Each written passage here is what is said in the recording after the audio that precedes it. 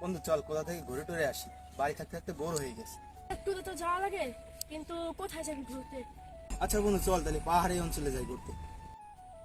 পাহাড়ি অঞ্চল তো সিলেটে আছে, সিলেটে যাবি? তো বন্ধু সাজেক চল, সিলেট তো কোথাও ঘোরার মতো জায়গা নেই।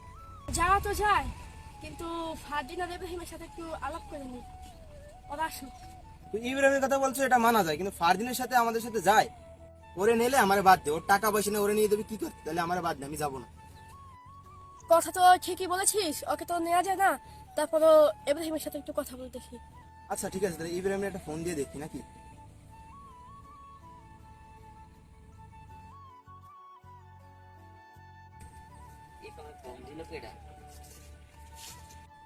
হ্যালো ইব্রাহিম দোস্ত, তুই কই? হ্যাঁ, আমি একটু কাজে এসেছি। বন্ধু কি কাজ? এই তো আমি একটু লিস্ট পেরে এসেছি। আমাদের আড্ডা একটু আয়, তো কথা আছে। হ্যাঁ, আমি আসতেছি, একটু কাল দাঁড়া 5 মিনিট। ইব্রাহিম কি বলছে? এই তো ইব্রাহিম 5 মিনিট পর আসতেছে।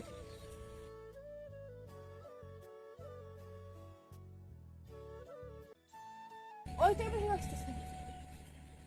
কিরে বন্ধু, কোনো সমস্যা? বন্ধু একটা ট্যুরে যাওয়ার তো প্ল্যান তো করছি, কি করবি তুই? চল, আমি তো সব সময় রেডি। তাহলে তো হয়েই গেল, তো চল জনাই। তাহলে কবে যাওয়া যায়? বন্ধু সামনের রবিবার চল নাকি। তাহলে ফারদিনকে একটু জানাবি না? ও যদি যায় তাহলে ওকেও তো নিতে হবে। তুই আবার ফারদিনের কথা বলছিস কেন? ফারদিনে যাওয়ার কি আমাদের সাথে সামর্থ্য আছে? কিরে, ওরা ওখানে আমাকে নিয়ে কি সমালোচনা করে শুনি তো। ফের যারা তুই ফারদিনের কথা বলছ, আমি আর যাবো না, তোরা যাস। ও যতই গরিব হোক না কারণ ও তো আমাদের বন্ধু, ওকে নিয়ে চল আমরা। আচ্ছা ওর যদি সামর্থ্য থাকে তাহলে ও যাক, সমস্যা কি? আচ্ছা তাহলে ওকে জিজ্ঞেস করে দেখি, যদি ও যাইতে পারে আর সামর্থ্য হয় তাহলে যাওক, আমাদের তো কোনো সমস্যা নেই। হ্যাঁ, ঠিক কথা বলছিস, ও যদি যাইতে পারে আর সামর্থ্য থাকে তাহলে চল ওকে নিয়ে যাই আমরা। ও আচ্ছা যাওয়া যায় নাকি। হ্যাঁ, ঠিক কথা বলছিস। আচ্ছা বাবা, কিরে বন্ধু, কি করতেছিস তোরা? এই তো বই আনতে দিতে আসছি। হ্যাঁ, তুই আসছিস, ভালোই করছিস। আমরা তো এক জায়গায় ঘুরতে যাইতে চাইছিলাম, তুই কি যাবি? কোথায় যাবি তোরা? আমরা তো পাহাড়ি অঞ্চলে যাইতে চাইছি, তাই সাজেক যাবো। তাহলে আমরা জন প্রতি 10,000 টাকা করে ধরছি, তুই কি যাবি? তাহলে কবে যাবি তোরা?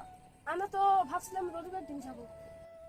আচ্ছা বন্ধু, আমি তোদের সাথে যাব। তাহলে থাক তোরা, আমি যাই, আমার কাজ আছে। ওরে আমি আগাতে বলছিলাম, ওর কি আমার সাথে ওই আর সামর্থ্য আছে? দূর বেটা ফাউল লোক। আরে ও যখন বলছে যে যাবে তখন যাবেন, চেষ্টা করবেন, বাদ দেওয়ার কথা। আচ্ছা বন্ধু আমি যাই তাহলে, আমার কাজ আছে, রবিবার দেখা হবে, আমি যাই এখন। আচ্ছা, আমাদের দুজনেও কাজ আছে, তাহলে আমরাও যাই।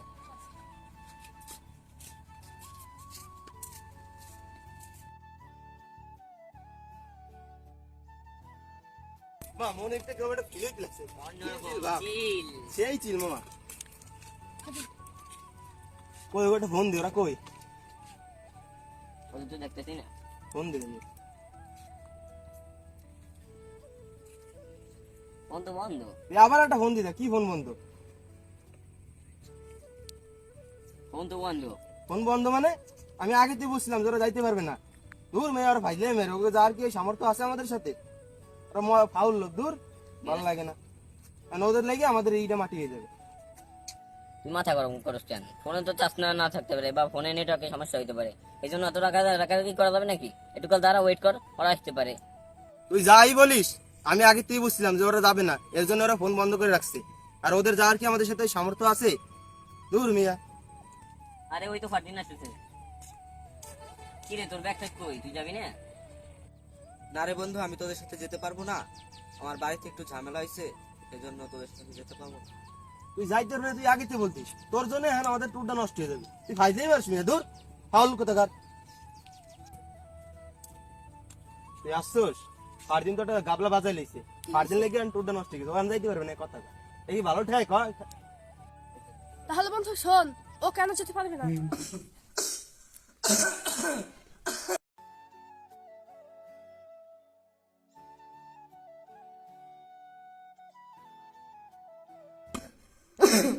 ভাই আসছো? হ্যাঁ ভাই আসছি।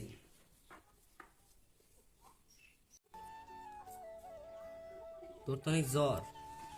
আচ্ছা দেখি কি করা যায়। ভাইয়া আমার তো জ্বর, ওষুধ লাগবে।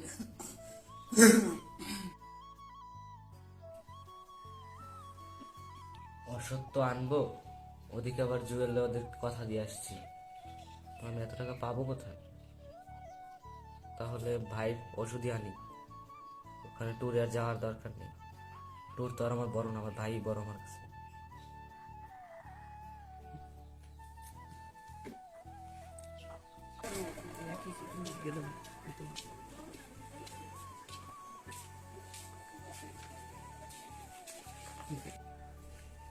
এই ওষুধগুলো দেন তো।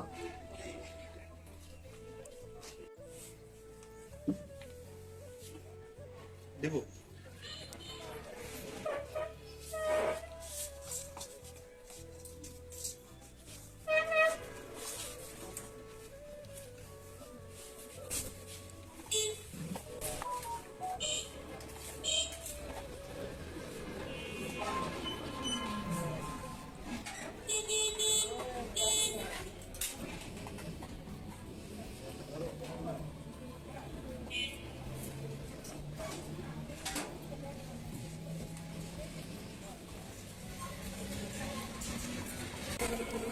আচ্ছা দেখো তো খাদিম ফার্মেসিতে কি করে?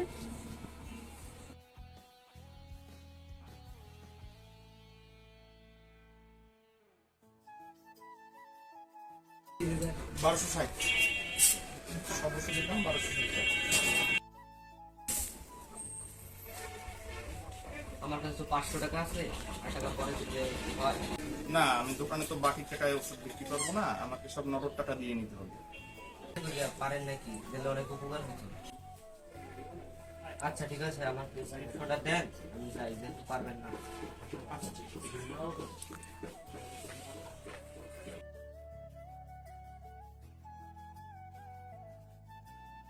আমাদের মাঝে এমনও বন্ধু আছে যারা শুধু স্বার্থের জন্যই বন্ধুত্ব করে।